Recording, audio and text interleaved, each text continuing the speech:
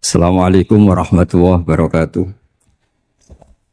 Bismillahirrahmanirrahim. Allahumma shalli wa sallim barik ala sayyidina Maulana Muhammadin wa ala alihi washabihi ajmain wa ba'du.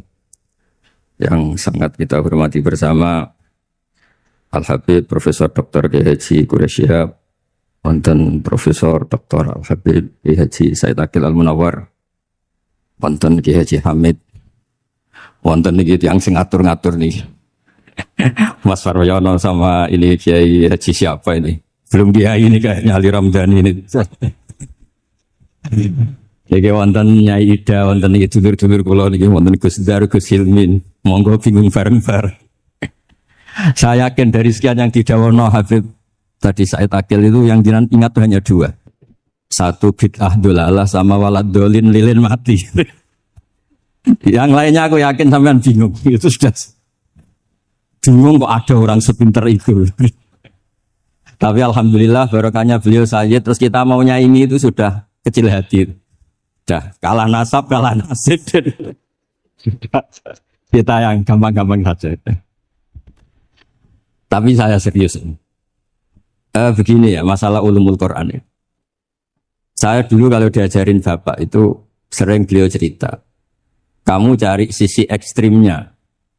Sisi ekstrim itu gini, misalnya hudal lil muttaqin. Quran itu petunjuk bagi mereka yang takwa. Orang-orang idealis ngartikan takwa itu adalah orang-orang yang imtitsalul awamir wastinabun nawahi. Itu orang ideal.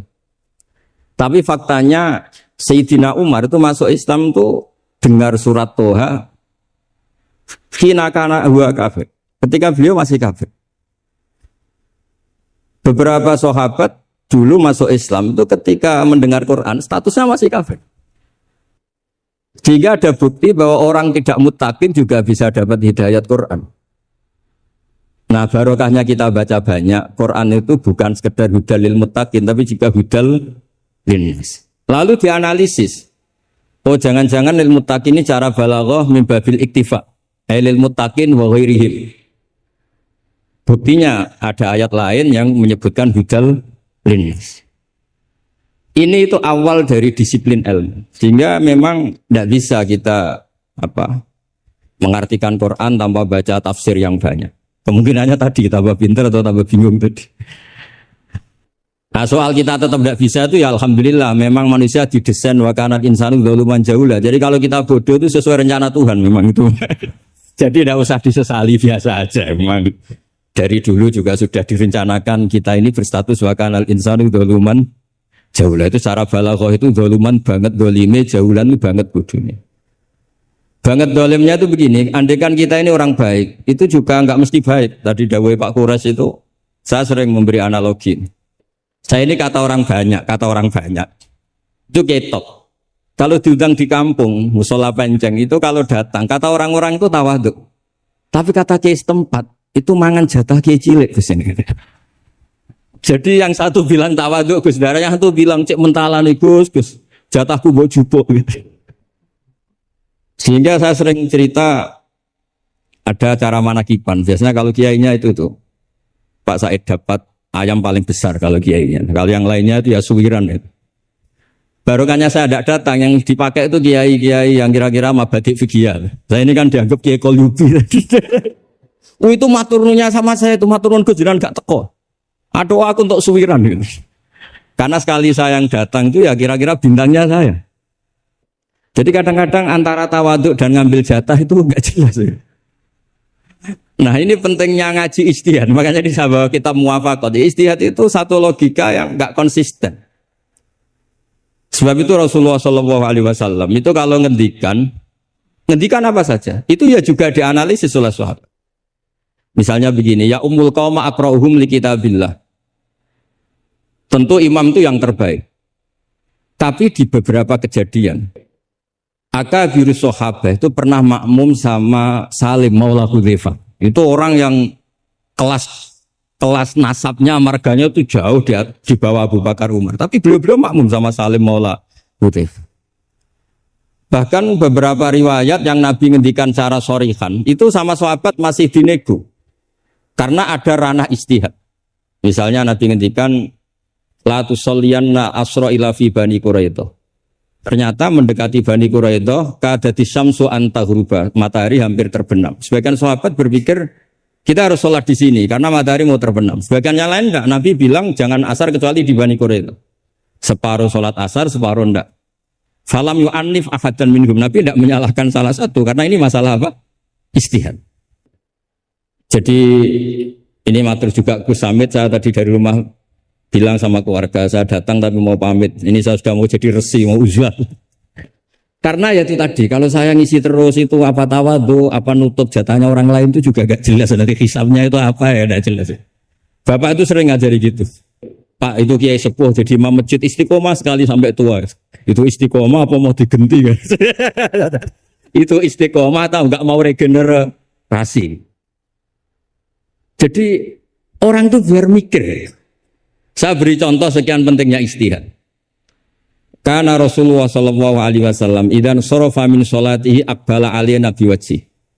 Sehingga banyak orang, banyak imam kalau habis sholat itu langsung menghadap ke makmumin. Kalau di Indonesia menghadap ke timur. Tapi di beberapa tabwibnya Imam Bukhari atau Tarjamatul Bukhari, beliau menyebut itu lil mau'idhah. Buktinya setelah itu Nabi ngendikan ara'aitakum lailatakum hadhi. Kamu mimpi apa? Coba terangkan ke saya. Sehingga terus ada yang mempraktekkan boleh menghadap ke makmumin kalau li ta'lim atau lil mau'idhah. Tapi banyak juga ulama yang menganalisis itu bentuk maklumat anna sholata inqadat, bahwa sholat itu selesai. Takutnya Nabi kalau tetap menghadap ke barat sesuai bentuk duduk tawarruk atau tahiyat akhir atau itu nanti dikira Nabi fi sholat. Sehingga orang yang datang kemudian Allahu Akbar makmum sama Nabi itu bahaya betul dalam bab sholat. Karena robkus sholat biman laisa fi sholatin. Berarti makmum tadi menggantungkan sholatnya dengan orang yang sudah tidak sholat. Sehingga dibutuhkan sikap memaklumatkan kalau sholat itu inqadat. Dengan cara apa? Boleh menghadap ke timur, boleh menghadap ke utara kalau dalam konteks Indonesia. Kalau kata Imam Syafi'i, ja'alul makmumin janibal yamin, berarti orangnya menghadap ke utara kalau. Nah, analisis seperti ini penting karena Nabi memang nggak konsisten. Kadang aqbala ali nabi wajib, kadang istaghfara salasan suman sorofa, kadang apa.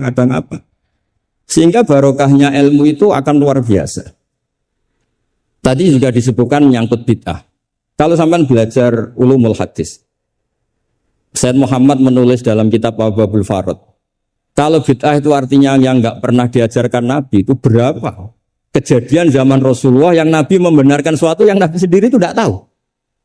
Masyhur itu ada sahabat ketika i'tidal bilang Rabbana lakal hamdu hamdan katsiran thayyiban mubarakan fi. Kita tahu ajaran Nabi adalah Rabbana lakal hamdu bil samawati atau mil as-samawati wal ardh. Sehingga setelah sholat Nabi tanya, ayyukumul qail, siapa tadi yang melafadzkan itu? Semua sahabat itu diam. Karena takutnya Nabi menyalahkan. Ternyata Nabi ngendikan, tadi siapa yang melafadzkan itu? Fa inni ra'aitu isna asyara malakan yabtadiruna ayyuhum yaktubu awwal. Anggap ini kontes kecerdasan, beliau itu cerdas banget. Ben sawangane ana kiye Jawa cerdas, ibu cerdas. Ajane kula niku nggih sungkan. Enggak, saya tadi melihat 12 malaikat, wa fi riwayatin salasina malakan, itu ada beberapa riwayat. Yang mereka itu berebut menulis siapa yang menulis pertama. Saking indahnya kalimat itu. Terus ada orang bilang, ha ana ya Rasulullah, tadi saya. Itu min ghairi sabqit ta'lim, tapi tidak mengajarkan itu dulu.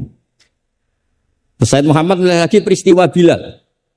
Ya Bilal, kamu itu punya ngalaman apa sih sampai saya mendengar dafana alaika fil jannah. Saya melihat Quran alaika fil jannah. Ketukan sandal kamu di surga.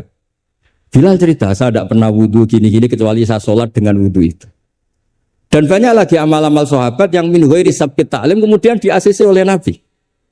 Andai kan bid'ah itu yang belum diajarkan Nabi, tentu semua itu salah. Wis marahi sapa, ora tak warai kok kreasi dhewe. Fa'antal musyarri'. Tidak, Nabi ternyata mengiyakan. Yang ketiga yaitu peristiwa kulhu. Ada imam di Masjid Kuba, kila fi syariatin ya. Nabi arsala syariatan itu selalu kalau imam itu baca kulhu sampai makmumnya itu jenuh karena main kulhu terus. Singkat cerita si imam ini dilaporkan, ya Rasulullah, imam yang kau tugaskan ke kita ini main kulhu terus. Itu gimana ya Rasulullah? Tapi Nabi karena bijak panggil orang itu, dipanggil. Kenapa kamu sering baca kulhu? Li anna surat al-ikhlas sifatur rahman fa ana uhibbuha. itu surat yang benar-benar hanya nerangkan Allah sehingga saya suka. Kalau surat lainnya itu kan surat proposal. Misalnya Anda bilang uji budak watadai terus dungo. Banyak sifatnya Allah yang kamu suka itu karena terkait Anda. Kalau ini enggak ada yang terkait kita, murni tentang Allah sehingga saya suka. Makanya disebut suratul Ikhlas. Kalau Anda baca Ar-Rahman mesti terus hanya irhamna. Anda baca Ghafur terus ighfir lana. Jadi kepentingan Anda langsung diungkapkan. Apalagi yang Al-Mujib. Wah, langsung kemana-mana hajatnya disampaikan semua. Kamu yang punya utang, Allah yang kamu libatkan gitu. Ya kan? Kamu yang ingin wahyo, Allah kamu libatkan. Ya Allah. Masih disuruh gak konangan itu kan. Gak ikut Allah, gak ikut utang, kamu libatkan suruh nyaur gitu. Tapi kalau surat Ikhlas tidak ada itu semua. Tidak ada Mujib, tidak ada Rahman, tidak ada, pokoknya tentang Allah saja. Maka saya suka. Sehingga disebut surat Ikhlas karena orang baca surat Ikhlas itu pasti ikhlas karena ada terkait tentang kita. Tapi apa kata Nabi? Barusan Jibril datang memberitahu Allah itu suka kamu. Akhbirhu annallaha yuhib. Orang itu senangnya bukan main.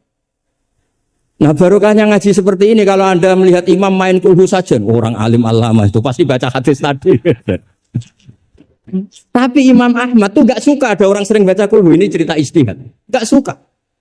Beliau dikasih tahu ini kampung ini sering baca Yasin, kampung ini sering baca kulhu. Marah besar Imam Ahmad. Ayuh jarul Quran. Ayuh jaru ghairu suratil Ikhlas. Ayuh jaru ghairu surati Yasin. Memangnya Quran hanya kulhu. Kamu ridho kalau Quran lainnya gak dibaca. Kamu ridho kalau surat lainnya gak populer, yang populer Yasin terus. Lam yakun se'un al-Quran mahjura. Enggak boleh Quran jadi mahjur. Harus dibaca semua. Ya tapi kan kaidah kita ada saja ulama yang mengatakan malah idrokukulu, la idrokukulu. Kalau tidak bisa semua ya kulu. Nah, ya istilah-istilah ini yang bikin kita ini ya seneng ya kadang mangkel gitu. Karena ya mangkelnya itu kok mereka yang ulama tidak kita gitu. Ya kadang-kadang mangkel gitu. Ya mangkel seneng gitu. Saya itu pengagum kitab usul karena mbah saya itu al-usul. Yang saya senang ya tadi logika yang dibangun. Tapi saya pastikan al-usuli ini di antara kaidah terakhirnya itu at-takmil idza ada lil asli bil ibtal lam yu'tabar. Jadi at-takmil idza ada lil asli bil ibtal lam yu'tabar. Sehingga kiai-kiai Jawa itu kalau misalnya negur orang sepuh ini. Saya sering diceritani kiai-kiai kampung itu ada orang sujud itu gini, Beb. Setelah ditegur, Mbah kalau gini itu bisa nggak membenari peci malah paginya nggak sholat lagi. Jadi makanya Kiai Jawa itu malas negur karena jadinya nggak dibenahin, jadinya nggak sholat. Jadi itu masuk kaidah at-takmil idza ada lil asli bil ibtal lam yu'tabar. Jadi kalau dipaksakan ideal itu malah al aslunya hilang. Makanya kitab ini yang saya baca, kitabnya Imam Syatibi. Asy-Syatibi itu ada dua, ada Asy-Syatibi al-Usuli, ada Asy-Syatibi yang Al-Muqri, yaitu yang ngarang Khirzul Amani itu ya. Nah itu ini nanti saya baca beberapa kaidah dalam ulumul Quran. Jadi ijtihad itu tidak bisa, tidak benturan. Saya sering cerita di mana-mana. Dulu Imam Syafi'i itu pengagum kemiskinan karena kalau orang miskin itu tidak ada hisabnya. Oh, senangnya bukan main dengan miskin. Selain faktanya miskin, senang dengan orang miskin karena ada hisab. Setelah ngaji sama Imam Malik, beliau tanya, siapa orang yang selevel jenengan ya Malik? Ya dulu ada Imam Abu Hanifah, sekarang sudah wafat. Tapi ada muridnya. Namanya Muhammad bin Hasan Asy-Syaibani. Setelah beliau datang, Muhammad bin Hasan Asy-Syaibani itu kalau ngitung emas, itu di meja tamu. Ngitung uangnya di meja tamu. Uangnya. Imam Syafi'i itu ngelus dodo. Orang sealim ini kok kedonyan. Tapi kata Muhammad Hasan Asy-Syaibani, kalau kamu orang soleh gak boleh punya uang, gak boleh kaya, ini tak kasihkan sama lonte, sama koruptor, sama tukang dugem, tukang tukang judi. Jangan kalau dipakai orang fasik nanti gak karu-karuan. Jenengan saja. Baru sadar, iya ya. Kalau yang orang soleh kere semua, yang fasik kaya, berarti ada syauqatu zalim ala soleh. Ada syauqatu zalim. Kayak apa bahayanya? Ada saltonatul fasik ala soleh. Semenjak itu Imam Syafi'i itu tuh sampai fatwa berlebihan. Orang Islam yang bisa kaya kok miskin haram. Kuat beli alpat kok beli keri tua haram. Terus berlebihan. Kalau Gus Ilmi kuat jabat kok ndak haram. Pokoknya terus ekstrim. Sampai al-Islam ya wala yulale. Terus kata kiai-kiai Jawa yang alhamdulillah banyak yang miskin juga. Komentarnya lucu, wes ngerti Mbah, cuma ora kelar. Artinya punya selera kaya itu kita sudah punya, jangan haramkan, semuanya tahu. Cuma nggak mampu, jadi sudah salah no.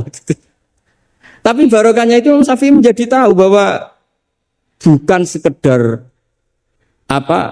ahyini miskinan wa amitni miskinan, tapi Nabi juga pernah ngendikan nikmal malu soleh lil mar'is soleh.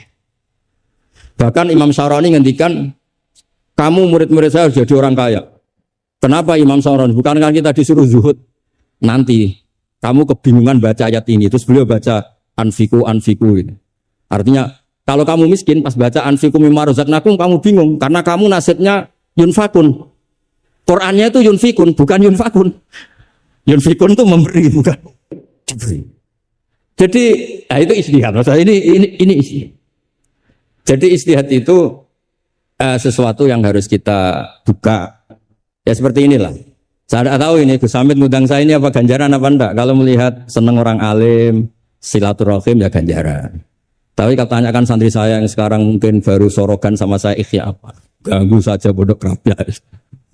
Tidak tahu nanti yang didengar Allah itu komennya yang di sana dianggap sini pengganggu. Apa yang didengar Allah itu silaturahim dengan keluarga kerabat. Tidak tahu. Kulun muhtamilun. Kalau di mu'in wa fihi nadhurun.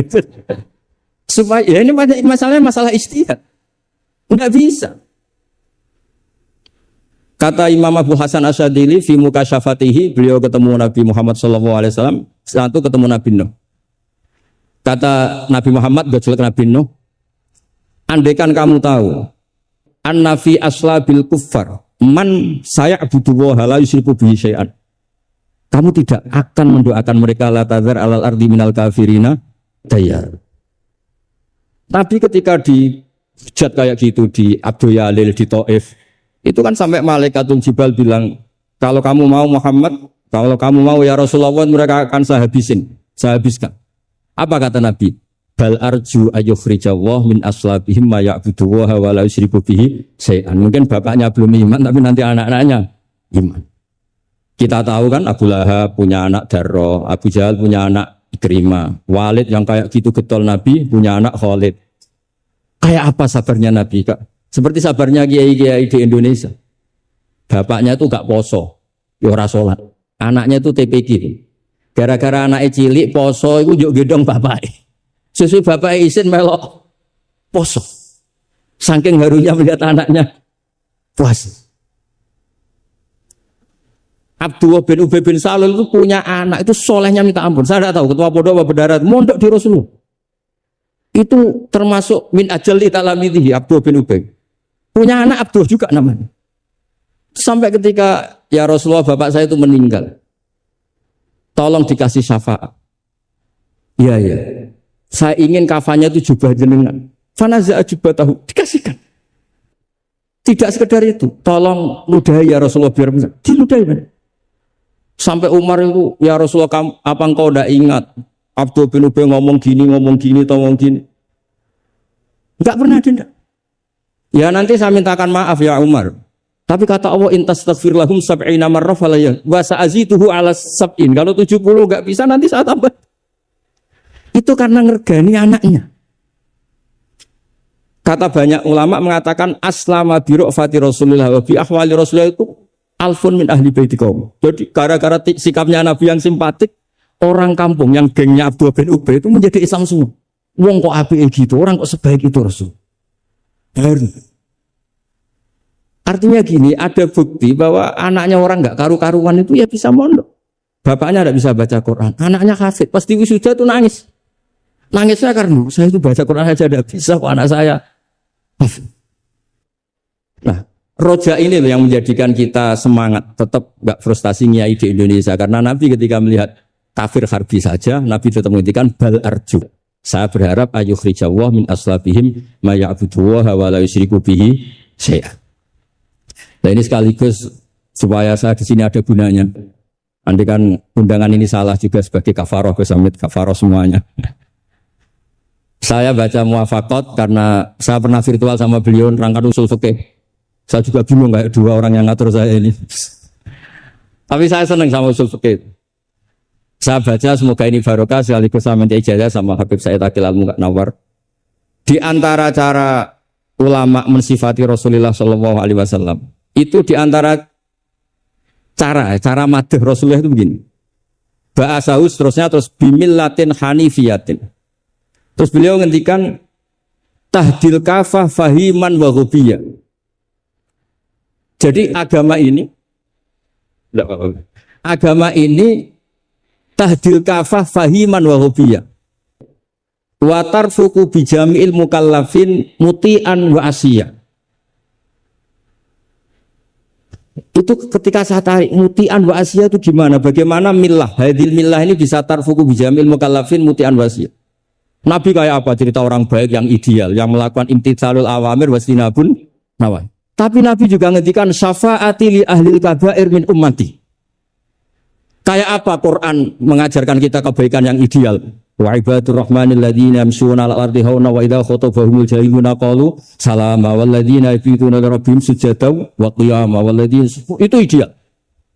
Ada lagi yang ideal disebutkan muhsinin itu apa? Alladzina yunfikuna fis sarra'i wad dharra'i wal kadhiminal ghaidha wal 'afina 'anil nas terusnya.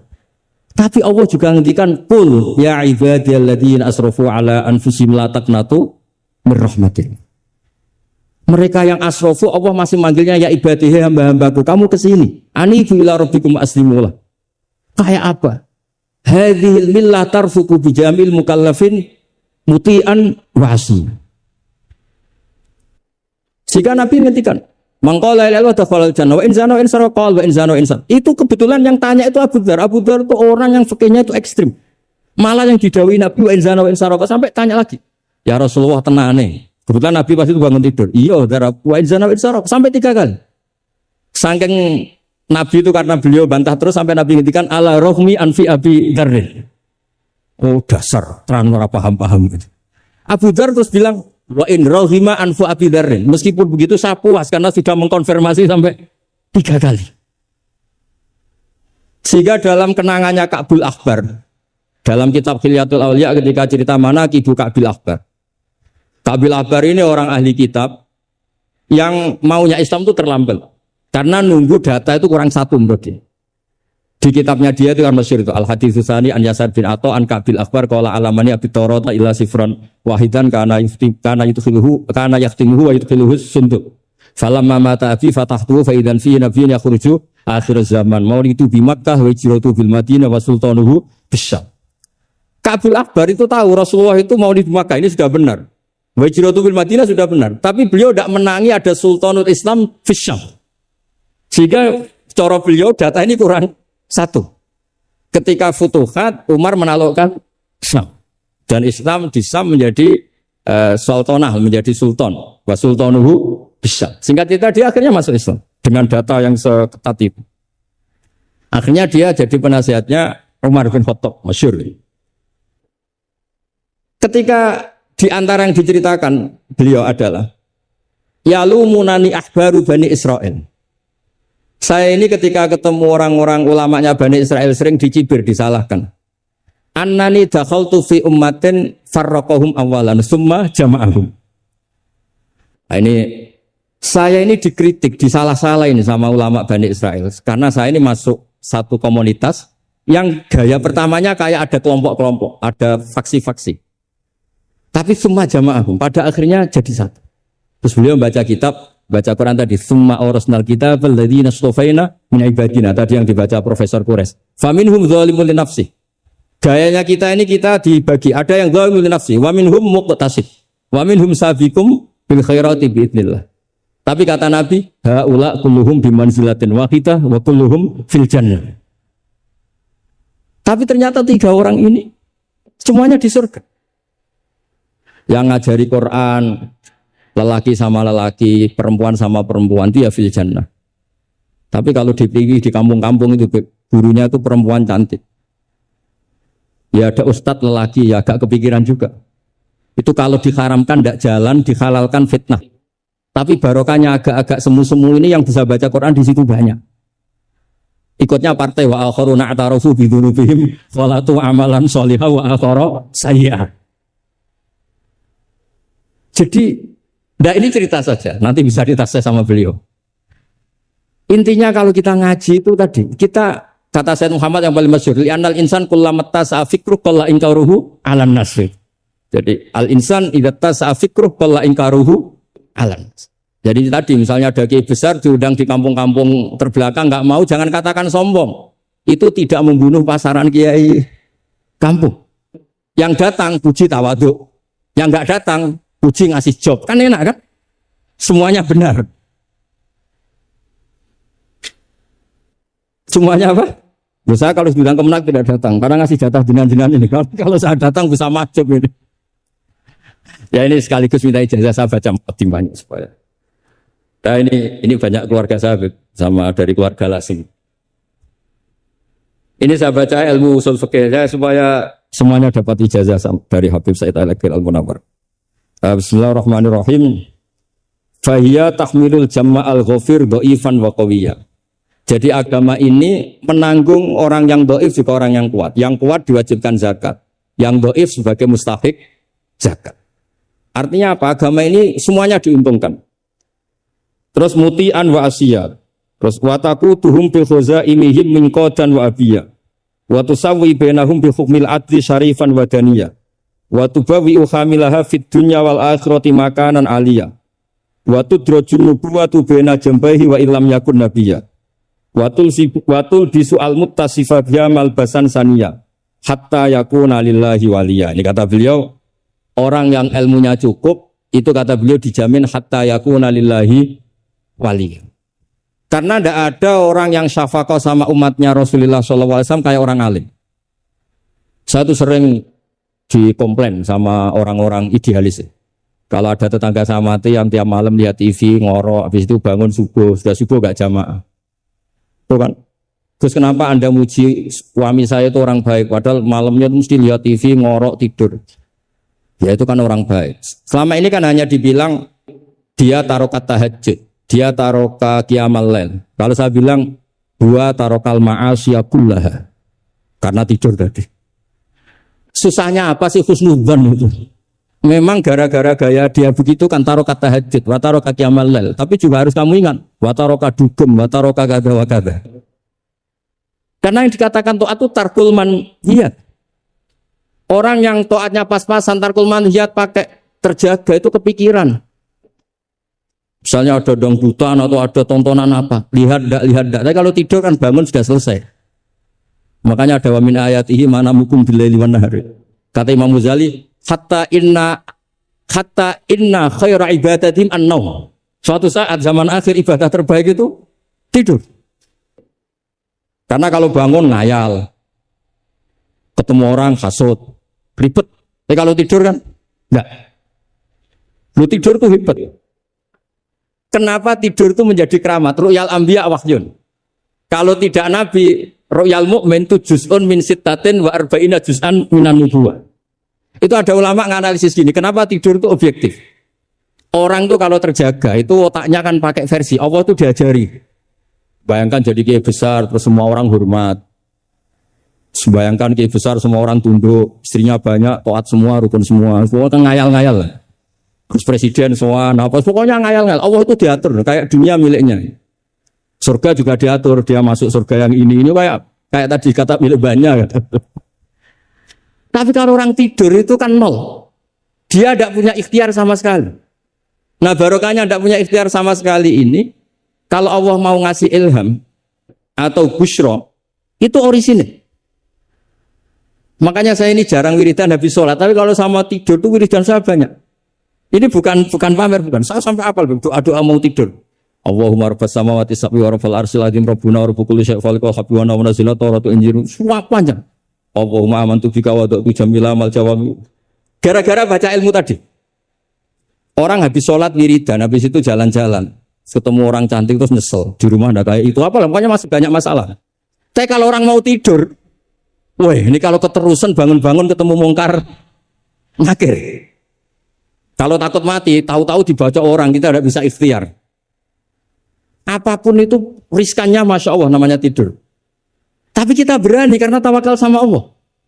Nah itu kalau kamu bisa mengenalkan itu tidur kamu dengan kualitas juz'un min sittatin wa arba'ina juz'an minan nubuwah. Saya itu pernah tidur, ini ceritaku sampai, tidak sering tapi pernah. Belajar kitab, sak nomornya itu tak lihat. Itu persis. Dia hanya ingin meraktekkan itu. Ya karena tadi, kalau betul ru'yal mu'min itu juz'un min sittatin wa arba'ina juz'an minan nubuwah. Makanya ada anni arafil manami anni atbahuk. Makanya ketika Said Muhammad cerita, kalau ada kritikus tentang kitab Madaih, karena kadang pakai cerita ru'yal kafir, itu kata Said Muhammad, di era sebelum Rasulullah SAW, itu semua ru'ya itu orisinil. Ketika Fir'aun mimpi bahwa ada an-naron akhraqat baitahu, terus ditakwil anna waladan min awladi bani Israel ahlaka mulkahu. Akhirnya nyata apa enggak? Nyata kan? Padahal itu ru'yal kafir. Fir'aun mimpi ada nar sing akhraqat baitahu, terus ditakwil ada waladan min bani Israel ahlaka nopo mulka. Nyata padahal itu ru'yal kafir. Zaman Azizu Misro mimpi ini aros apa bakaratin siman. Itu juga nyata padahal ru'yal kafir.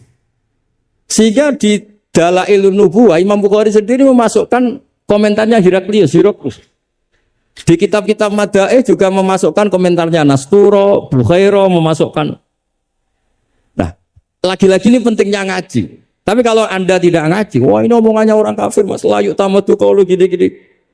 Lagi-lagi ini barokahnya ngaji. Jadi barokahnya ngaji kita tahu mana duduk perkaranya, mana yang harus musaddaq, mana yang harus mukadzab. Jika kita ngaji disebut al-jarh wa ta'dil. Nah, saya mohon semohon-mohonnya lah bahwa Quran ini kita bawa dengan semua perangkat ilmu. Terakhir saya cerita ilmu balaghah. Ilmu balaghah juga penting. Misalnya secara lahir orang kafir itu misalnya tidak sumun, tidak bukmun. Tapi barokahnya la yasma'ul haqqa disebut bukmun misalnya. La yatakallamu bil haqq, la yasma'ul. Akan itu kan ada sumum, bukmun, umyun. Sumun berarti apa? La yasma'ul haq. Bukmun la yatakallamu bil haq. Umyun berarti la yubsirul haq. Sehingga nanti kalau ada ayat wa ja'ala minhumul qiradata wal khanazira abadat taghut. Andaikan tidak ada fakta, ada kaum tertentu yang dijadikan khanazir, kita masih bisa pakai tasbih.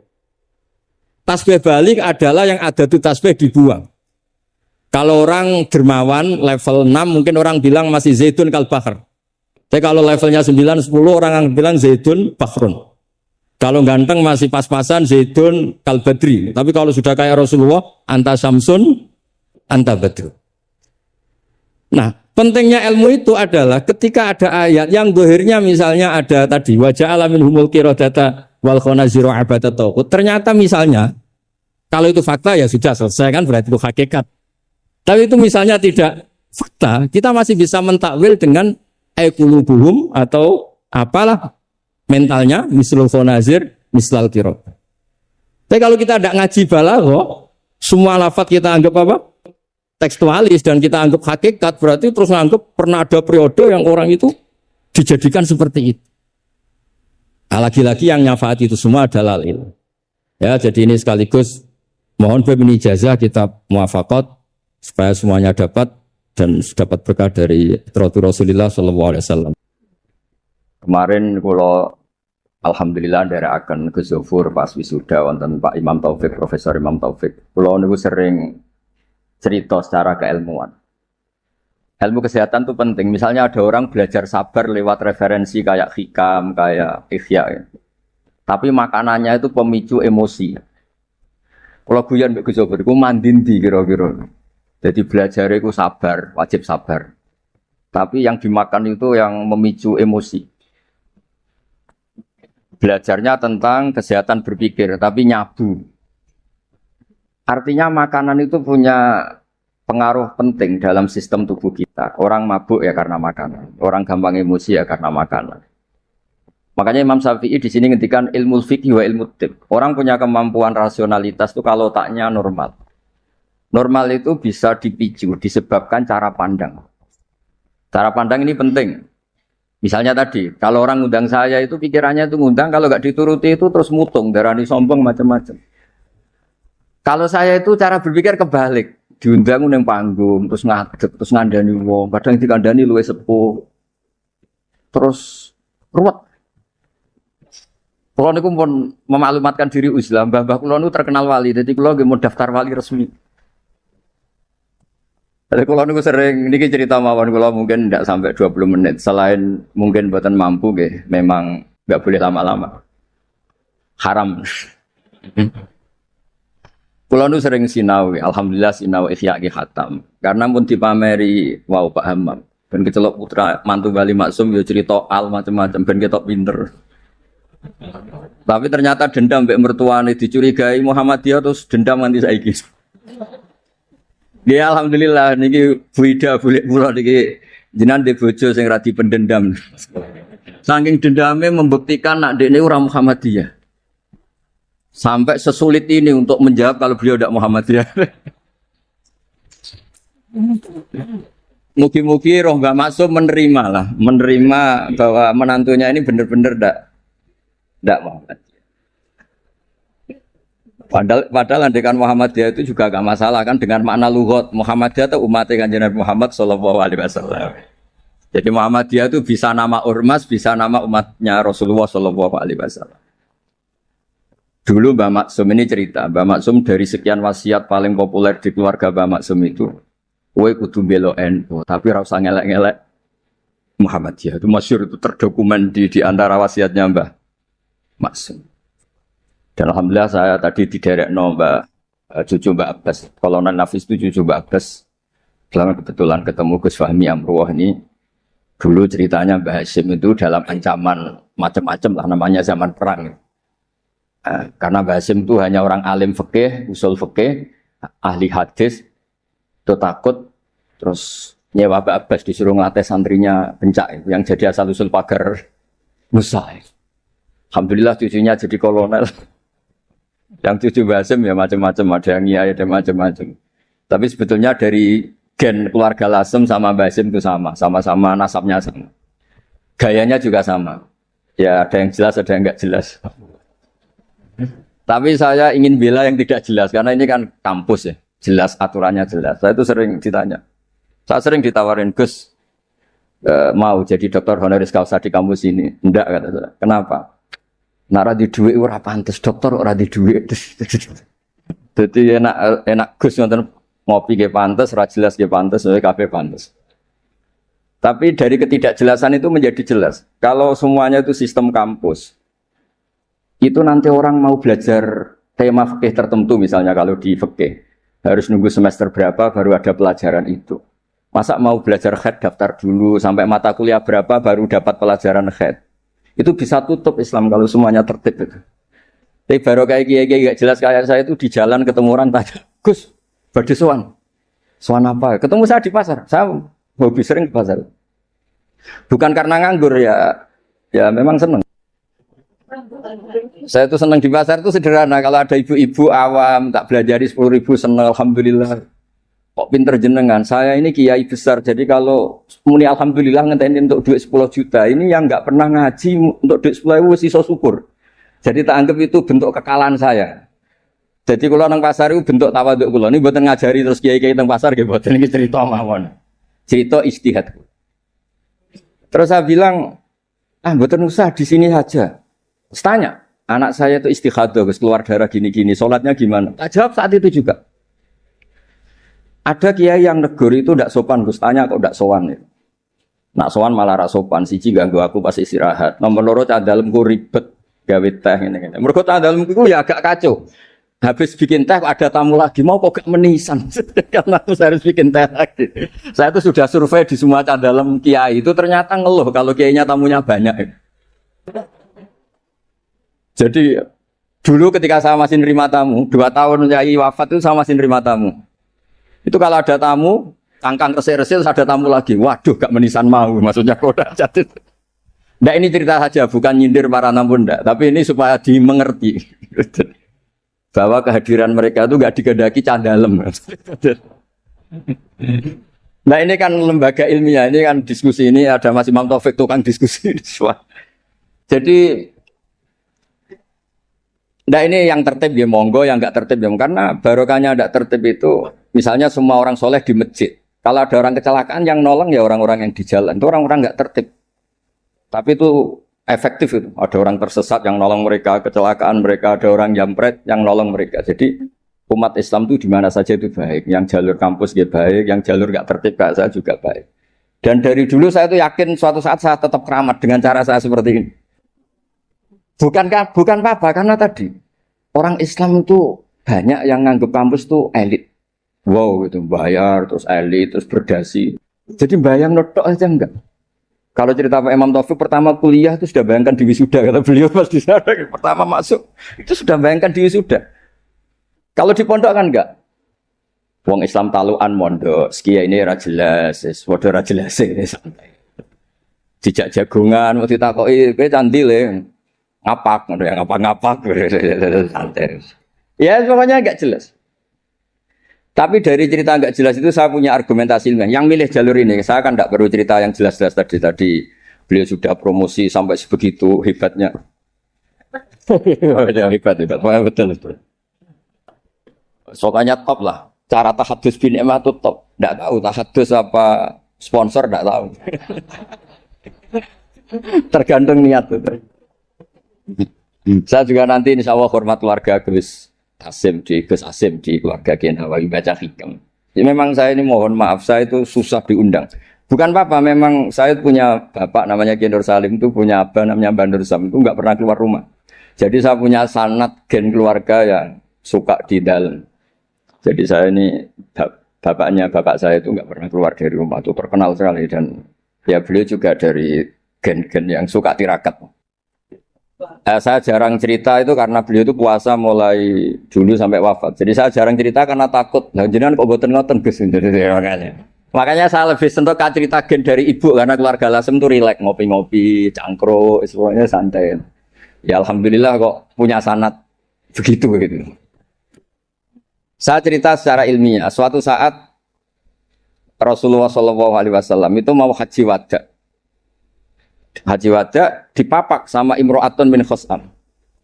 Yang diceritakan di situ tuh sangat besar ya. Imro'atun bin Khosam itu cantik sekali. Nabi murdifon Fadl bin Abbas, Al-Fadl bin Abbas. Fadl karena ganteng ya melihat perempuan tadi. Perempuan ini karena Fadl ganteng ya dilihat. Sama-sama melihat. Yang satu melihat orang cantik, yang satu melihat orang ganteng. Masyhur terus. Fasor Rasulullah wajal Fadl. Wajahnya Fadl dipalingkan sama Nabi. Kemudian Imro'atun bin Khosam tadi tanya. Saat itu juga di perjalanan. Nabi masih di atas unta. Ya Rasulullah, ya ini karena tadi Pak Hamam cerita alimnya tentang sorok naku ya saya cerita hafalan saya. Bahwa bapak saya punya anak saya itu tidak salah, bapak saya punya cucu saya itu tidak salah. Beliau kan ya cerita gitu. Dua anak ini ora rugi, so profesor, so jadi mantune Bali, so kondang terus sampai gedungnya di atas UMC gitu. Tidak tahu. Ini orang pinter kok pakai ukuran fisik tidak tahu. Kalau gedung itu kan fisik, tidak tahu cara berpikir gimana, tidak tahu. Karena saya ini alam rohani, ukurannya di klasmen kewalian, jadi itu kan nggak kelihatan. Jadi tidak tahu di klasmen berapa, tidak tahu.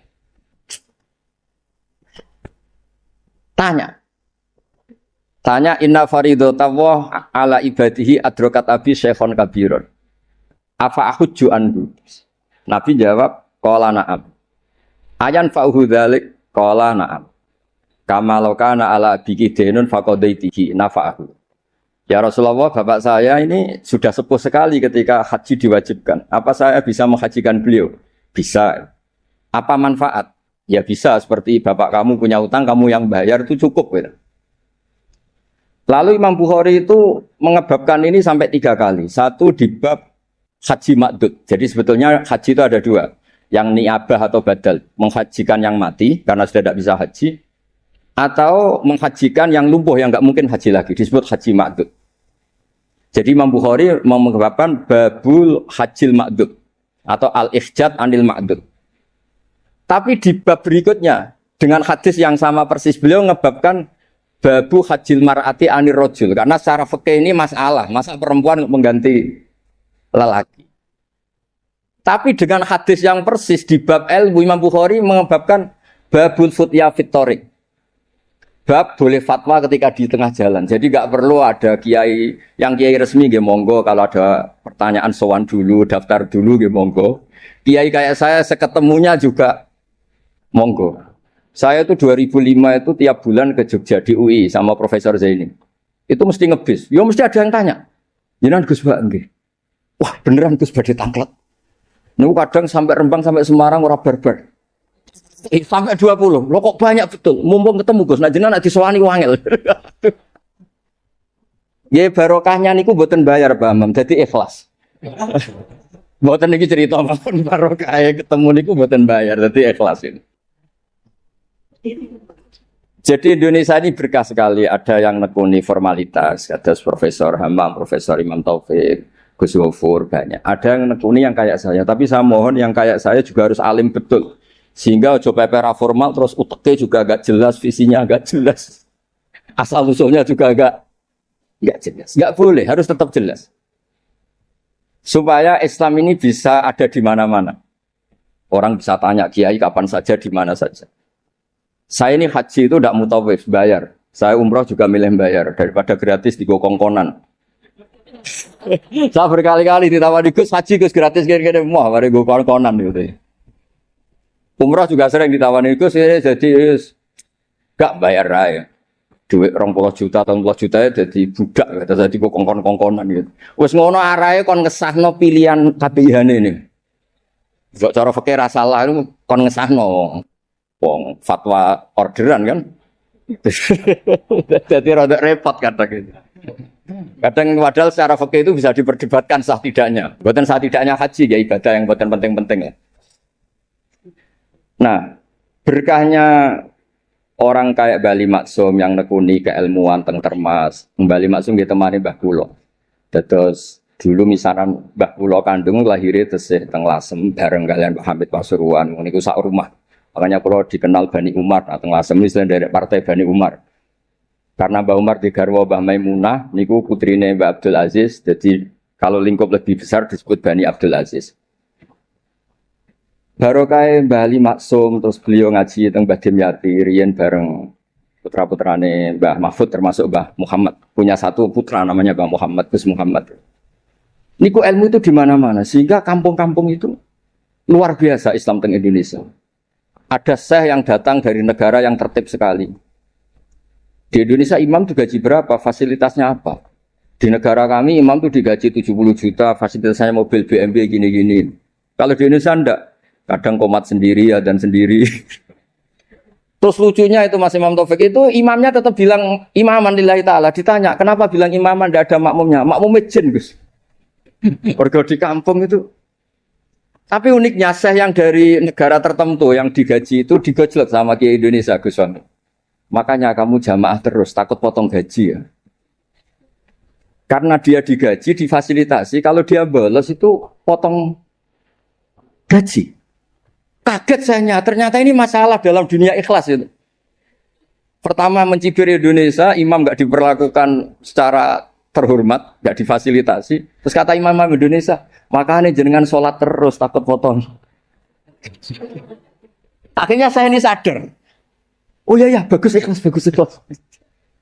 Ya artinya barokahnya nggak tertib itu juga hakikatnya tertib. Karena akhirnya ada masjid di kampung-kampung, nggak jelas pendirinya siapa, wakafnya juga sengketa, sertifikasinya juga sengketa, kiainya juga sengketa.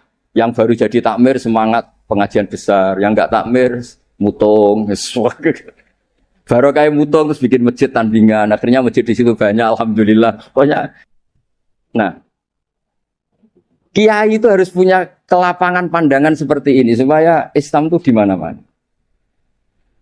Kalau semuanya tertib, nanti prosedural. Masa mau tanya haji saja nunggu semester yang kebetulan ngajarkan apa? Haji. Wong sholatnya subuh mau tanya pakar fikih ngantornya jam 9, bisa ditemui jam 1. Pertanyaannya tentang sholat subuh. Subuh hari ini, kalau hari besok kan, ya kalau hari ini kan, nah kalau kiai kan nggak ketemu di jalan tadi tanya, Gus. Anak kula niku keluar terus darah ini ku sak dhuwure adat. Niku salat apa mboten? Biasanya kate berang dina 6 dina wis rudat ilal adat semua bar 6 dina hukum istihadah ngene kan. Gak usah sowan Gus, gak ngel-ngelo cah dalemku kok. Ini buatan nyindir, maksudnya cerita, jadi buatan bercerita. Jadi monggo lah, istihad apapun tuh baik asal didasari keilmuan yang baik. Jangan sampai apa ya, karena kita punya pilihan istihad tertentu seakan-akan yang lain itu salah. Saya berkali-kali cerita menyangkut istihad. Ya, saya ulang lagi, saya berkali-kali cerita tentang istihad dan dari sekian itu di antara yang mau saya baca di sini, nanti kitab ini saya tinggal mungkin bisa dipelajari menantu Bali Maksum bernama Profesor Hammam itu. Yang tadi cerita terus tentang bahasa Arab, kayaknya butuh legitimasi ini loh mantu Bali. Beliau khawatir kalau hanya dianggap pakar medis itu. Apalagi di depan keluarga Lasem, darani raiso ngaji kan yuhisin mantu Bali Maksum. Jadi tadi maklumat terselubung kira-kira gitu. Ini kata beliau kan ini tetap ingin ikut sunnah Rasulullah SAW. Ini saya bacakan. Ini kitab yang luar biasa. Ini namanya kitab Al-Milanul Kubro karangannya Imam Sa'roni. Ada perubahan yang enggak diduga para kiai-kiai Indonesia. Miranya perubahan itu kan masyhur kan fali wa yuruhu biadi terus urutannya apa? Mangra minkum mungkaron fali wa yuruhu biadi dulu ya. Terus bilisani yang terakhir apa? Biqalbi. Itu umumnya kiai kan nafsiri biqalbi itu yang penting kamu gak suka kemaksiatan itu. Yang penting Anda ngingkari atau gak suka bentuk-bentuk perilaku maksiat itu. Tapi di sini ada dawuh ya makalah dari Imam Sa'roni. Ini bisa disemak nanti kitab ini saya tinggalkan. Saya tinggal maksudnya. Saya baca ya. Ketika watahhiruhu bil qalbi likullil arifin alladzina ghalaba alaihim syuhudu ikhtiqarihim nufusahum ayyakunu nahina li ghairihim fayatawajjahu ahaduhum bil qalbihi ila Allah azza wa jalla fi tahyiri dzalikal munkar fayakufu dzalimu an dzulmihi wa syaribul khamri an syurbihi fa hadza huwa tahyiru haqiqatan. Jadi kalau menurut pakar ilmu hakikat fal yughayyiru bi qalbi itu Pak Hammam punya hubungan munajat dengan Allah nak dikandani ra kena tak madhep aku ning pangeran. Umat didongakno, dongane jenengan mandi terus semua orang itu baik. Jadi biqalbi itu menurut saya teori ini lebih masuk akal. Kalau biadihi itu aksi nyata melakukan perubahan bil lisan, harusnya bil qalbi juga aksi nyata melibatkan qalbu untuk melakukan perubahan yaitu munajat dipakai doa. Dan itu yang dilakukan para wali-wali ketika anak nakal itu mesti ngandani bapake, ya coba kandhani tok tirakati le. Dongakno tirakati. Ora ngandani nabok ra kasil, ngomel ra kasil, wis ora urusan. Ndak begitu maknanya biqalbi itu. Jadi biqalbi itu tawajuh sama Allah Ta'ala bilqalbi mendoakan yang sedang nakal supaya apa? Tobat. Jadi ini bentuk penghormatan kula kalian. Wida pernah bulik kula di struktur keluarga Lasem semua Bani Bali Maksum supaya ngikutilah bahwa kita ini tidak cukup untuk fisik kita melayani umatnya Rasulullah. Saya sering cerita ke orang-orang, nah aku dari kiai apian hormat tamu mangane enak, mungkin gajaran hormat tamu itu 10, tapi ngel-ngelo cah dalem, apa mana nak nyentak cepet tenang mateng, goblok masake gak enak. Jadi hormati untuk poin 10, ngamuin untuk dosa 10. Kira-kira 50-50 lah kira-kira gitu. Pulau ini madzhab pulau, sampean tidak harus ikut saya. Tapi tolong didengar. Tidak harus ikut tapi tolong didengar. Supaya seimbang. Nah, fatwa yang engkar bil qalbi itu memang bughdul mungkar itu wajib. Jadi teori yang terkenal, saya ulang lagi teori yang terkenal, melihat kemungkaran kita berubah biadi, enggak bisa, bilisan enggak bisa. Bil qalbi itu yang penting kamu budul mungkar karena hubul mungkar enggak mungkin enggak taat. Membenci mungkar itu taat, mencintai mungkar itu maksiat. Jika orang fikih juga enggak salah ketika bilang bil qalbi itu yang penting kamu anti kemungkaran, kamu benci kemungkaran. Oke, itu benar secara fikih. Tapi secara ilmu hakikat itu masalah. Masalahnya begini. Biadihi itu ikhtiar untuk bikin perubahan. Nah, bilisani juga ikhtiar untuk bikin perubahan. Ya harusnya bil qalbi juga ikhtiar qalbu untuk bikin perubahan. Caranya apa? Tawajjuh ila Allah dengan berdoa. Nggih, paham nggih clear nggih? Won wae jenengan mantu Bali Maksum tenan pun kula percaya. Wong iso cerita al ta'rif ya semacam-macam. Kalau mau ya ngontak mandong. Ono wong iki Mas. Mpun mengke nak teng alam roh Bali Maksum kula matur mpun mboten ngarah Muhammadiyah. Masa untuk menjawab supaya gak dituduh Muhammadiyah sampai sesulit ini. Gawe menara nekakno putu Mbah Hasim terus untuk mengesahkan insyaallah Bali Maksum mboten tipikal tiyang suudzon mun jenengan percaya. Terus niki ngapunten sanget teng pernah mbah kula niki wonten bumi Tuhan nggih mbah kula saking keluarga Kajen. Kula niku nggih keluarga Kajen, keluarga Lasem, nggih keluarga Tuban, bapak kula niku Tuban saking nggih keluarga ahli tirakat. Riyen bapak kula nggih ngaos Badola, terus mbah kula kandung itu saya lahir teng Fakhria. Nggih kula niki dekat sekali lah sama keluarga Lasem. Terus mulai kecil saya disarang sama Gus Yofur.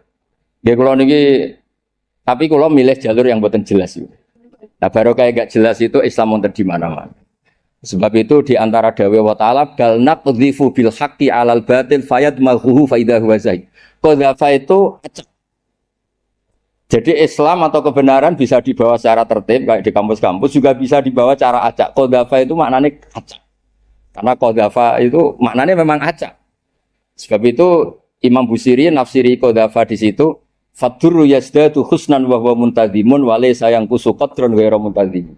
Air yang dipam, yang ditata juga baik. Tapi barokahnya air acak. Orang di tengah hutan nemukan air di mana-mana. Kalau semuanya ditertibkan di menara air, nanti kalau nyari air di titik yang sama.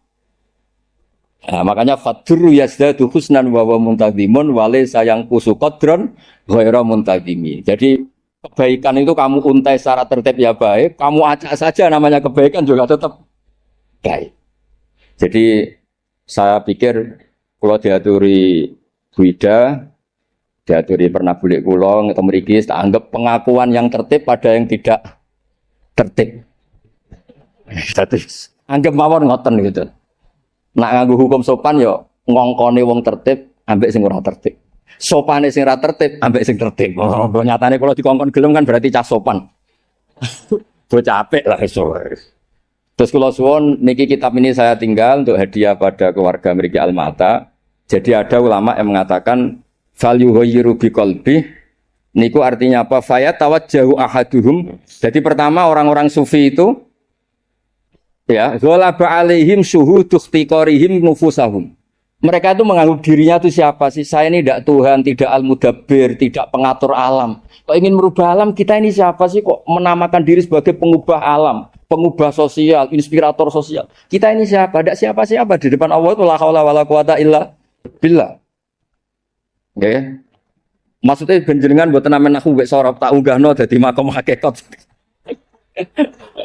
Mengke karena babanya Mbak Maksum nggih dugi Mbah Sambu, Mbak Ali Maksum nggih ibuke sang dugi Mbah Sambu. Nah Mbak Maksum dugi mriku Raja napa? Mahmud nggih. Nggih Sultan Mahmud. Jadi jenengan dadi mantune raja ya mantune wali. Mulane membela dirine sampai sak jam.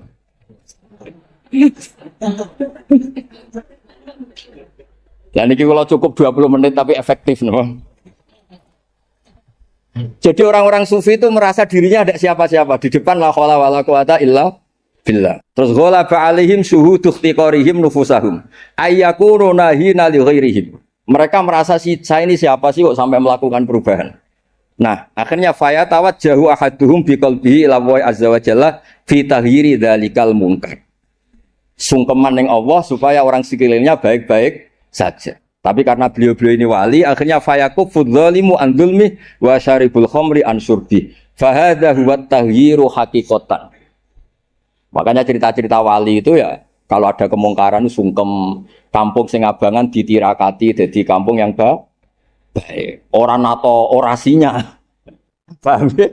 Ora nato kecakapan metodologi dakwahnya atau metode dakwahnya yang ditata itu tawajjuhul qalbi ila Allah subhanahu wa ta'ala. Terus niki sebagai bentuk hadiah kula wingi Bu Ida kula hadiah kitab Al-Qanon Fitib niki juga saya hadiahkan di sini supaya mindset kita, cara berpikir kita munajat teng Allah Subhanahu wa taala. Jadi fikihnya nggih jalan monggo ikhtiar sebaik mungkin tapi jangan merubah ilmu hakikat bahwa al-amru biyadillah hanya Allah saja yang lahu maqalidus samawati wal ardh. Saya mau curhat tentang seni ya, seni memaknai Quran.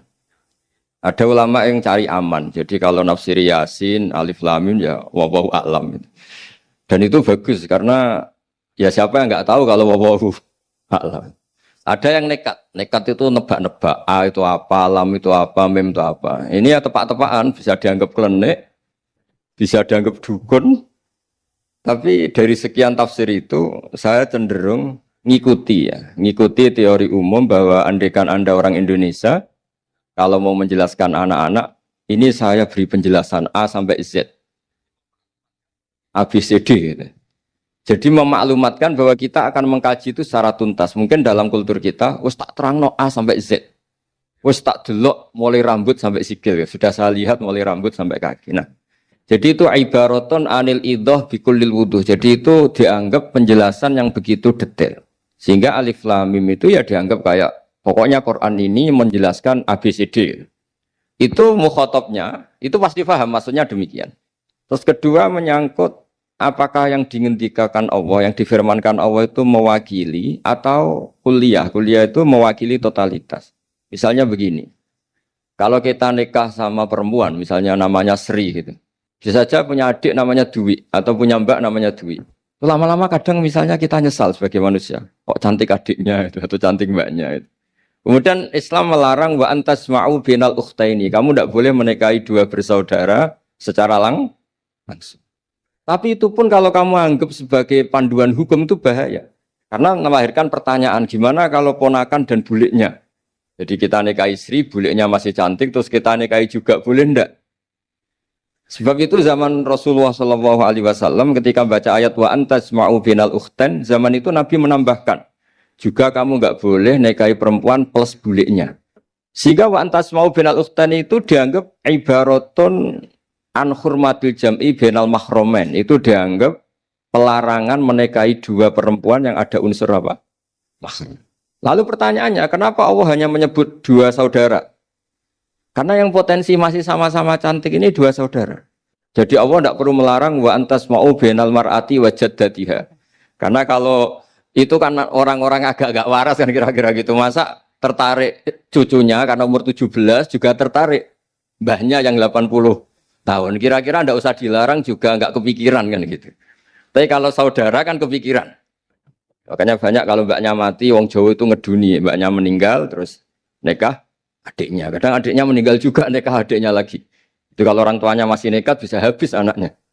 Saya pernah punya teman tuh mbaknya dinikahi mati, nikahi lagi adiknya mati. Lu adik ketika mau dinikahkan lagi, saya tantang itu habis anak kamu kalau gitu. Nah. Sehingga kita yang nekuni fikih itu tahu wa antasma'u binal ukhtan itu bukan harus ukhtan. Dan makanya terus ulama mengingatkan bahayanya berpegangan Quran enggak didampingi ulama karena nanti akan bilang yang diharamkan Quran itu al-jam'u binal ukhtan, hanya mengumpulkan dua saudara. Berarti sama bulik bude boleh, sama mbah boleh, itu bahaya sekali. Karena memang zaman itu Nabi hanya menambahkan wala binal mar'ati wa ammatiha, wala binal mar'ati wa kholatiha, juga enggak boleh menikahi perempuan plus bulik baik dari bapak maupun bulik dari apa? Ibu.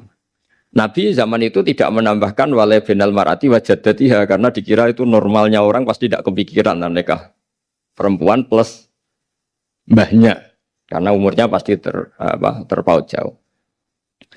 Kemudian ada lagi misteri tafsir yang pasti ulama itu beda. Misalnya begini.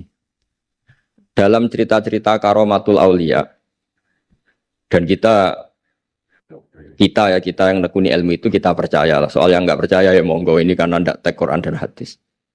Ketika seorang Nabi Muhammad SAW di alam arwah, karena di hadis Mi'raj Nabi juga sering ketemu para nabi, di antaranya ketemu Nabi Musa, ketemu beberapa nabi. Itu hadisnya sahih bahwa Nabi sering ketemu para nabi di alam arwah.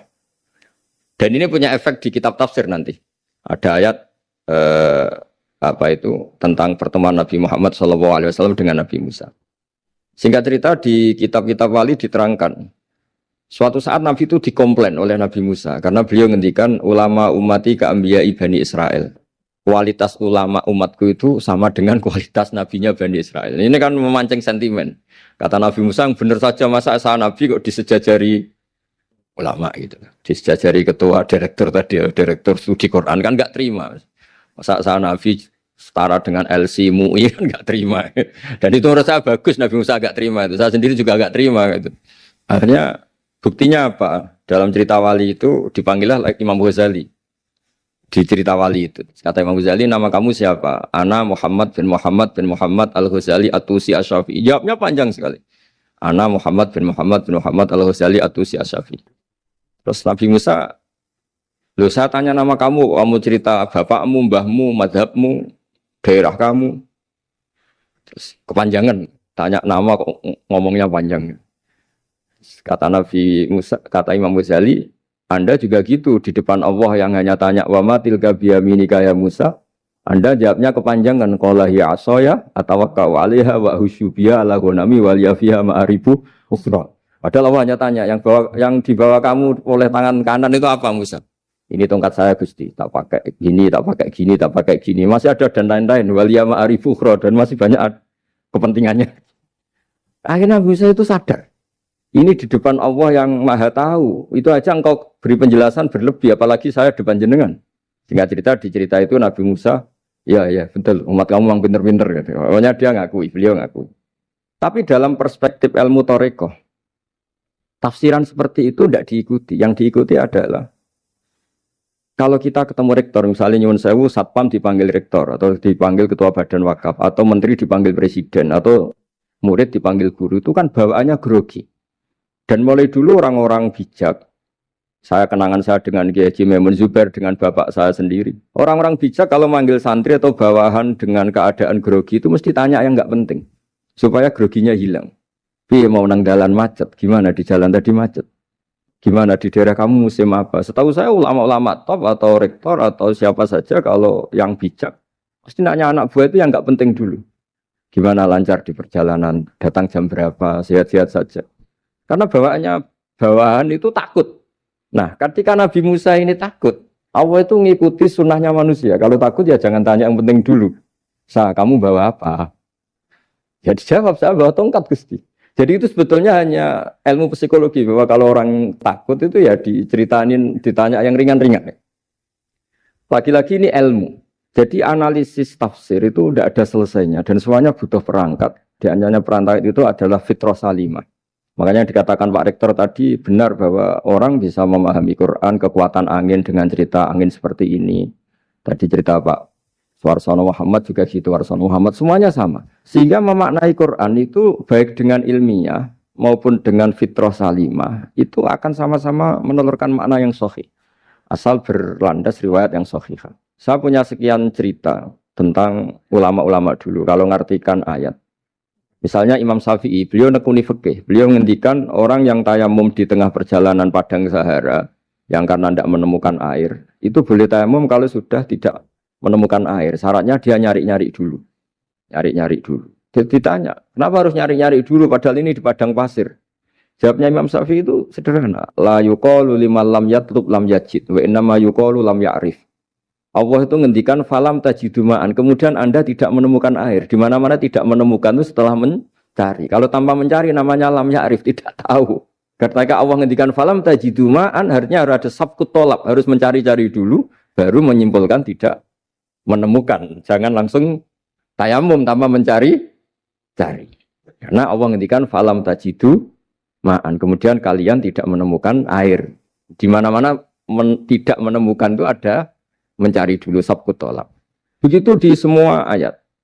Lalu saya mulai 2002 atau 2003, saya sering sama Profesor Zaini, beliau bahkan sering di kontrakan saya di Wonokromo di Pleret sana. Kalau nggak tuntas dibahas dulu di bekas kantor rektorat ya, di atas itu. Saya di UI Press, di bawah, Pak Zaini di atas. Dan tiap hari ketemu. Saya intensif sama beliau itu ada 4 tahun. Makanya terjemah ini yang dulu saya ada ikut, yang direkonstruksi hampir 40%. Karena berdebat terus, terutama fikih. Akhirnya kita misalnya, ini curhat ya supaya sekaligus lapor ke Profesor Quraish Shihab apa yang kita lakukan. Jadi UI sudah lama sekali menerbitkan tafsir Quran, pernah nginduk kemenak, juga pernah setengah nginduk setengah ikut, juga benar-benar akhirnya mandiri. Semoga perhitungannya bukan pasar, tapi semoga, saya tidak tahu kalau hitungannya pasar itu tidak wilayah saya, tapi semoga tidak lah. Itu kita sering berdebat. itu tentang bolehkah memanfaatkan cerita Israiliyat untuk merekonstruksi ayat yang potongan dari cerita para nabi. Misalnya tahu-tahu kita ada cerita wahal ataka naba'ul khosmi istasawwarul mihrab istakhalu ala Dawud fafazi'a minhum. Kata fazi'a itu maknanya kaget. Itu kalau kita misalnya kamu apa tahu orang-orang yang melompat pagar kemudian Nabi Dawud ini kaget. Itu cerita itu bisa terbentuk meskipun orang-orang banyak lah pakar-pakar tafsir yang anti Israiliyat. Tapi kita bisa maknai itu tuh kalau misalnya kata kaget. Kenapa kaget? Nabi Dawud itu seorang raja, bahkan orang barat nyebut King David. Beliau punya 7 lapis pengawalan dan khusus kamar pribadinya itu tidak siapapun, tidak ada yang bisa masuk. Tapi tahu-tahu ada orang di situ. Makanya beliau kaget. Fafazi amin. Qalu la takhaf. Para orang-orang ini bilang atau kamu jangan kaget. Sudah tidak usah mikir kagetnya kata orang ini. Khosmani baho ba'duna ala ba'din. Kita punya masalah sengketa dan Anda harus memutuskan sekarang. Singkat cerita si orang ini cerita, orang atau malaikat itu cerita. Ini saudara saya punya kambing 99. Saya punya satu aja kok diminta. Menurut Anda gimana? Tolong putuskan yang benar. Abu Dawud langsung marah. Wah, kamu tuh dolim betul. Sudah punya 99, minta yang satu. Kamu dolim betul. Ngawur betul kamu. Oke, sudah deal gitu, sudah putus. Orang ini senyum-senyum santai terus hilang. Ternyata itu para malaikat. Terus wadon nadawudu annama fatannahu fastaghfara rabbahu wa kharra raki'a wa anab. Di banyak cerita Israiliyat itu Nabi Dawud itu istrinya 99. Tapi kurang lengkap kayak nggak ada yang seperti itu. Jadi walhasil di cerita itu ada Imro'atu Uria terkenalnya itu yang Nabi Dawud itu kepikiran menikahi itu. Singkat cerita akhirnya Uria ini meninggal, akhirnya dinikahi Nabi Dawud. Akhirnya beliau istighfar karena merasa salah. Saya masih ingat ketika Profesor Zaini, ketika tak tanya, kenapa sudah punya 99 masih ingin yang satu? Gak ada yang seperti itu. Nanti namanya bawaan rakus manusia itu tetap aja gak ada yang seperti itu. Nah pertanyaannya, bolehkah puzzle ini ya kita rangkai dengan cerita Israiliyat? Yang Israil ini bisa iya, bisa enggak? Kata Nabi zaman Sugeng, la tusaddiquhum wa la tukadzibuhum. Kamu ya jangan bilang iya, jangan bohong karena dari cerita-cerita Israiliyat. Tapi jangan juga bilang takdzib, bilang mendustakan, jangan-jangan benar. Nah, kita yang nekuni tafsir itu bingungnya ya. Makanya saya tadi sebenarnya bilang Pak Fajar bingung itu kalimat madhin itu muji. Memang bagusnya orang ilmuwan itu bingung. Kalau ilmuwan PD itu udah ilmuwan namanya, orang nekat itu. Ilmuwan itu harus satu teori diuji dengan teori yang lain, diperbandingkan terus menyimpulkan saat ini saya memutuskan demikian. Tapi entah suatu saat itu khasnya ilmuwan karena dia harus mikir terus itu. Masih banyak yang seperti itu. Akhirnya ya kita nafsiri ya pokoknya kalau orang sudah punya 3 kok minta yang punya 1 ya rakus lah gitu aja sudah. Apa itu peristiwa perempuan, apa peristiwa harta, peristiwa jabatan. Jadi kalau sudah punya jabatan 1 kok ingin jabatan yang lainnya anggap saja rakus gitu aja. Terus lalu itu simbol. Makanya ini terus pertanyaannya. Ini apakah simbol ibaratun anman itoma bahwa Allah enggak suka toma atau memang itu fakta? Nah, hal-hal seperti itu yang kita terus menekun. Kemudian yang ketiga misalnya kita ini sebagai cucu yang kurang baik. Setiap kita pidato cerita dosanya Nabi Adam diusir dari apa? Surga. Dan saya itu orang yang insya Allah disayang Nabi Adam. Saya termasuk cucu yang baik. Di mana-mana saya cerita. Nabi Adam itu keren meskipun diusir dari surga. Karena Nabi Adam itu diusir dari surga itu bukan karena dia kepencut sajaratil khuldi. Itu enggak. Jadi ceritanya gini. Kata Allah, Adam kamu boleh makan apa saja. Kecuali 1 pohon ini. Kamu jangan makan buahnya. Nabi Adam nurut. Nah terus banyak kiai yang cerita. Gara-gara dirayu istrinya. Terus akhirnya cerita. Jenenge wong lanang, pekampesane wong wedok. Kata istrinya, Tuhan yang bener aja. Masa semuanya boleh kok. 1 aja gak boleh. Cara lomo gak menisan gitu. Cara Jawa itu ya kalau sudah semuanya boleh. Yang lebih mewah pun boleh. Kok ini 1 gak boleh ini. Paling itu iseng maksudnya. Sudahlah dicoba aja. Nah karena Nabi Adam itu merasa gak nyaman. Ada yang diredaksikan fa'akala. Fa'akala itu makan. Tapi kalau makan tidak juga karena nggak nekat. Karena beliau merasa tidak nyaman. Makanya sebagian diredaksikan dhaqo. Dhaqo itu ngicipi saja karena nggak nyaman. Sehingga lafadz akala dimaknani dhaqo. Dhaqo juga dimaknani akala dalam konteks ini. Tapi di tafsir Ibnu Katsir diterangkan, kata kuncinya itu bukan di akala atau dzaqo, tapi waqa sama huma inni lakuma laminan nasihin. Jadi Nabi Adam itu ketemu iblis, setan. Terus iblis ini bilang, wallahi demi Allah, larangan itu sudah dicabut dan sekarang Anda boleh makan itu. Atau apalah sumpahnya iblis merayu itu. Ketika Allah tanya, ya Adam kenapa kamu makan sajaratul khuldi padahal sudah saya larang. Ini hebatnya Nabi Adam. Waqa sama huma. Wa izzatika ya Rabbi ma adzunnu anna ahadan yaklifu bika kadiban. Wa izzatika ya Rabbi ma adzunnu anna ahadan yaklifu bika kadiban. Misalnya saat kita punya teman yang biasa bohong dengan kita. Oke, biasa bohong kita tidak percaya. Tapi kalau teman itu bilang gini, kamu dipanggil rektor. Misalnya saat santri kamu dipanggil Mbah Maimun. Bawaannya orang takut karena bawahan tadi. Itu pasti tidak ngecek lagi. Meskipun yang cerita ini orang bohong, biasa bohong.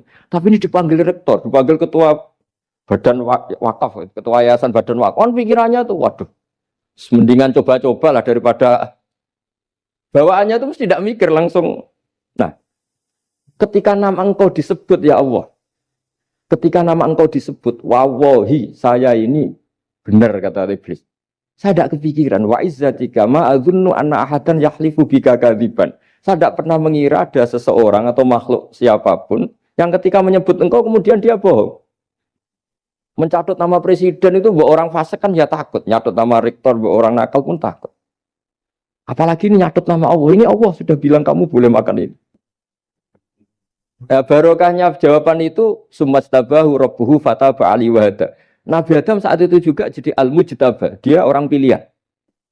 Ya, ini saya termasuk cucu yang baik karena meneruskan cerita sampai sempurna ini. Jadi mohon para kiai, para balik yang cerita Nabi Adam dosa itu mohon tobatlah. Kasihan tuh mbah kita, wanu ceritakan dosa nih. Dosa kalah beong wedok semacam-macam lah itu kasihan. Bacanya harus urut.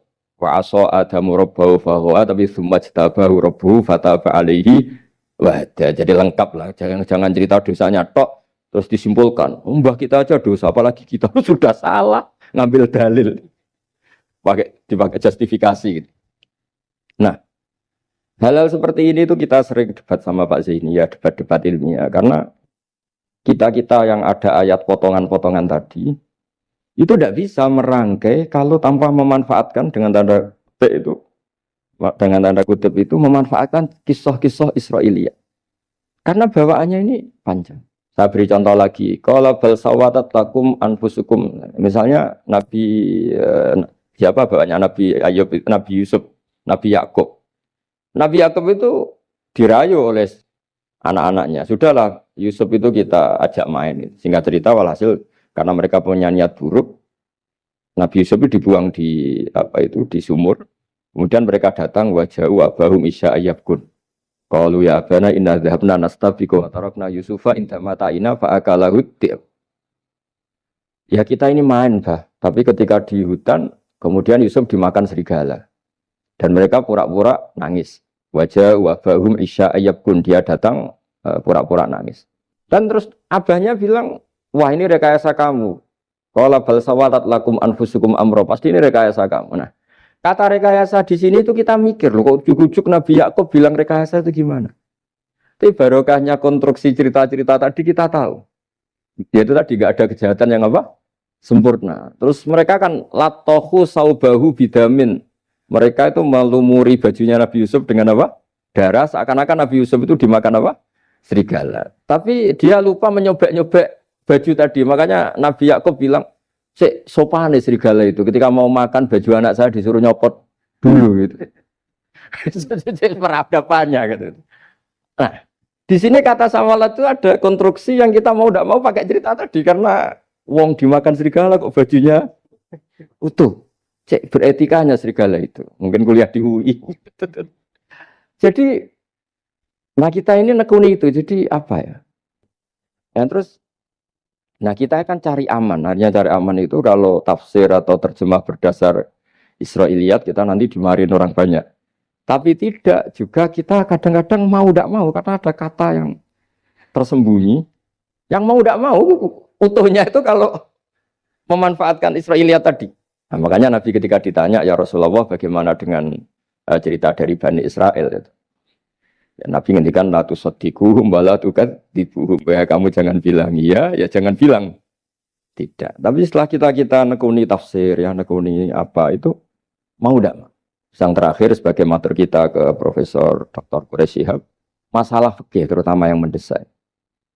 Quran itu kalau cerita fikih itu kan belum dibabkan dulu ya. Misalnya at-thalaqu marratan, cerai itu ya hanya 2. Cerai hanya 2 ini kan kita jadi bingung karena taunya kita cerai itu sampai apa? 3. Akhirnya mau tidak mau kita membuat taksisul fikih, dasaran fikih. At-thalaqu marratan ayat tolak sing yasihur rujuk, tolak yang boleh rujuk. Itu 2. Namanya roj'i.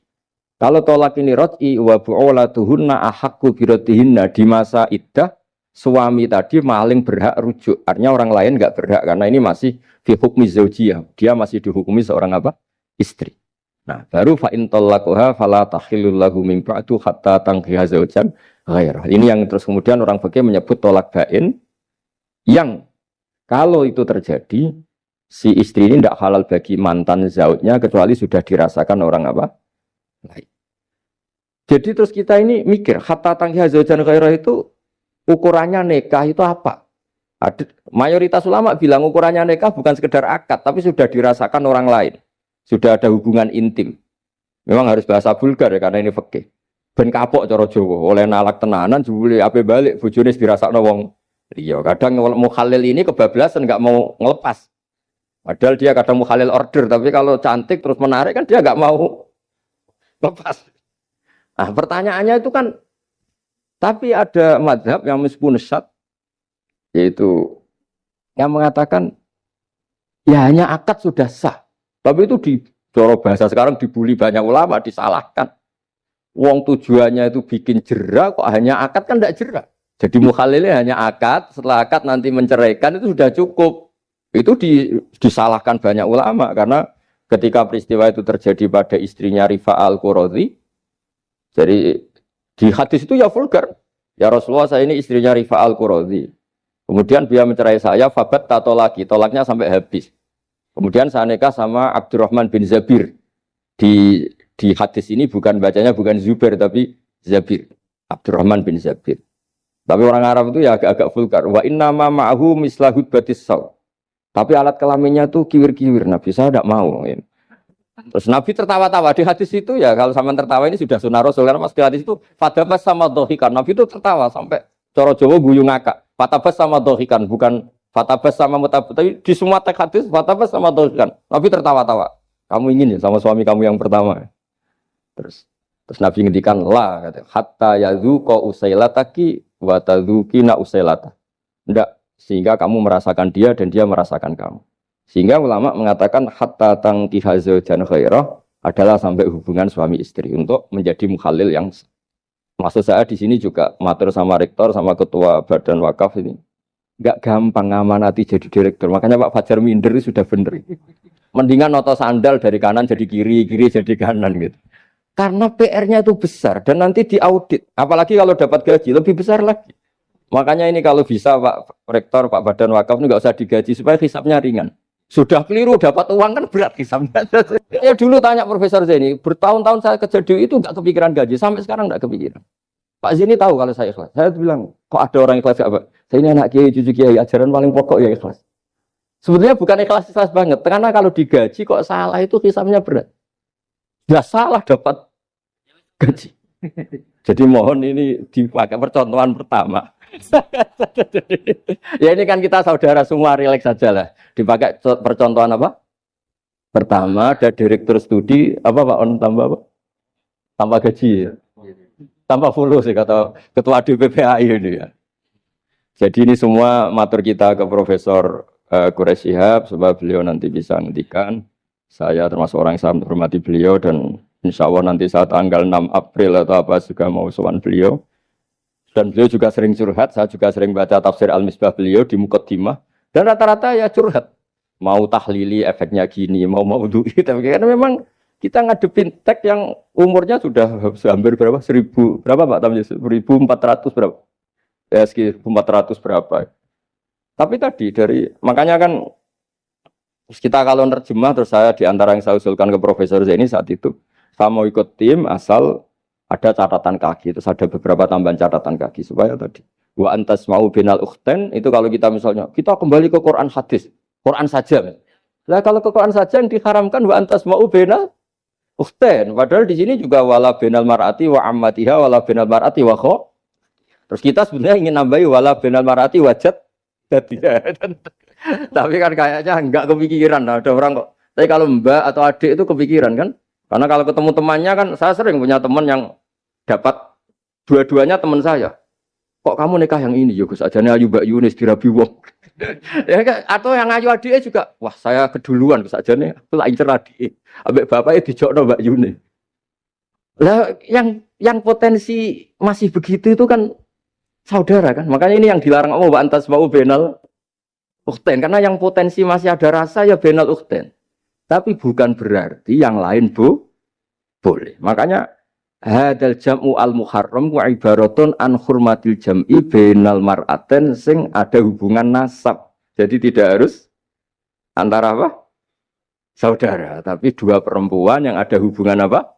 Nasab. Yang andai kan salah satu itu lelaki gak boleh kawin, maka dua perempuan ini tidak boleh tahta rajulin wahid. Nah, kemudian ulama bikin kaidah itu ya, dua perempuan yang andikan salah satu ini kok lelaki gak boleh kawin, maka tidak boleh dikumpulkan oleh satu lelaki finikahin wahid. Misalnya sepupu itu kan andikan misalnya kamu nikahi Dwi punya sepupu Sri, dari awal kan sepupu itu boleh nikah. Maka andikan kamu poligami dengan cara seperti itu kan gak masalah. Yang masalah itu apa? Dua perempuan yang andekan salah satu itu lelaki nggak boleh apa nikah, berarti dua perempuan ini tidak boleh tahta rajulin wahid. Artinya benal ukhten ini dianggap ibaratun angkada. Kalau dalam bahasa Balawi disebut itlaqul ba'di wa iradatil kul, yang disebut sebagian tapi maknanya utuh. Nah hal-hal seperti itu memang berat. Makanya ini direkturnya sudah nyerah itu, tapi lebih gampang nyerah lagi kalau nggak dapat gaji. Karena kalau nyerah tok gajinya diterima tuh kayaknya gimana gitu. Nah ini tidak gojlok tapi etika. Ini urusan etika. Tapi kalau UI memberi tidak atas nama gaji, atas nama kasihan nggih monggo. Nggih ngoten mawon. Assalamualaikum warahmatullahi wabarakatuh.